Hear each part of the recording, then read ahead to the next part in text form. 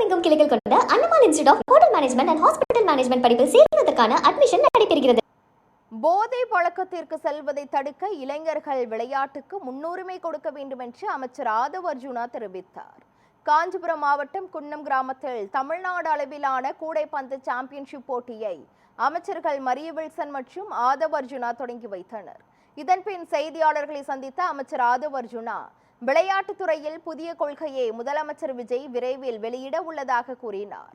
போதை கலாச்சாரத்தை ஒழிக்க காவல்துறை மூலம் முதலமைச்சர் விஜய் சட்ட ரீதியாக செயல்பட்டாலும் போதை பழக்கத்திற்கு செல்வதை தடுக்க இளைஞர்கள் விளையாட்டுக்கு முன்னுரிமை கொடுக்க வேண்டும் என்று கூறினார்.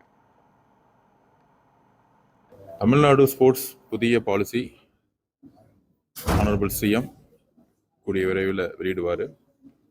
அதில் முதல் கொள்கை எல்லோரும் விளையாடணும், அதற்கான கட்டமைப்புகளை உருவாக்கணும்.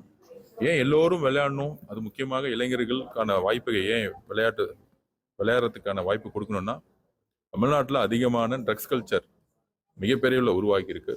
அது ஸ்கூல்ஸ்லையும் இருக்கு, காலேஜஸ்லையும் இருக்கு, எல்லா இடத்துலையும் இருக்கு. அதை ஆனரபிள் சிஎம் எந்த அளவிற்கு ஒழிக்க முடியுமோ, ஒரு பக்கம் காவல்துறையை வைத்து அதை சட்ட ரீதியாக கடுமையான நடவடிக்கைகள் எடுப்பதற்கு எல்லா முயற்சிகளும் செய்தாலும், சோசியல் அவேர்னஸ் ஒவ்வொரு இளைஞரும்